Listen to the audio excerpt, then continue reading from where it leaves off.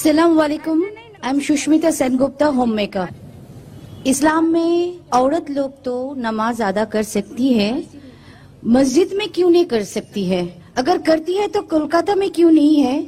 और इबादत में कुछ फर्क है क्या मर्द का और औरत का? वो ईदगाह में क्यों नहीं जा सकते?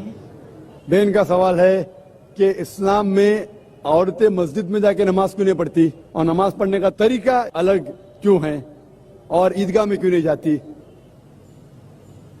कुरान मजीद में बहन किधर भी नहीं लिखा है कि औरत मस्जिद में नहीं जा सकती। वो हमारे इंडिया पाकिस्तान में है, इसलिए इस्लाम को देखने के लिए इंडिया को मत देखो, पाकिस्तान को मत देखो, कोलकाता को मत देखो, कुरान को देखो। कई हदीस है सही बुखारी में, जिल्द नंबर 1 आखिरी हदीस, do not prevent the female servant from going to the mosque. मतलब मोमिना को मस्जिद में जाने से मत रोको, अल्लाह के रसूल फरमाते। आप पढ़ेंगे सही बुखारी जिल्द नंबर 1 हदीस नंबर 824, उसमें अल्लाह के रसूल फरमाते कि do not prevent the women to go to the mosque even at night. अगर रात को भी अगर वो चाहते कि मस्जिद में जाना चाहते तो मत रोको। तो मस्जिद में औरतें जा सकते हैं। वो अभी इंडिया पाकिस्तान में रोकते, क्यों रोकते उनसे पूछिए। कुरान और हदीस में तो लिखा जा सकते हैं। कलकत्ता में भी एक आध मस्जिद है क्या नहीं भाई?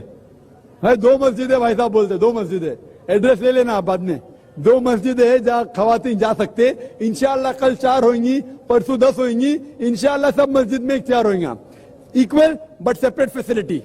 और अल्लाह के रसूल फरमाते उस तरीके से पढ़िए जिस तरीके से आप मुझे देखते हैं। तरीका यकसा है, औरत और मर्द का पढ़ने का तरीका यकसा है। आपको दूसरा सवाल, ईदगाह में क्यों नहीं जाते?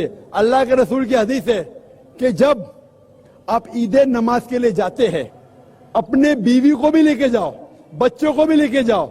अगर आपकी बीवी हैस में है फिर भी लेके जाओ। मतलब आपकी बीवी नमाज नहीं पढ़ सकती है, हैस में है, if she is having period, ये टेक हर, भले वो नमाज नहीं पढ़े तो ईदगाह में तो जाने का स्पेशल इंस्ट्रक्शन है।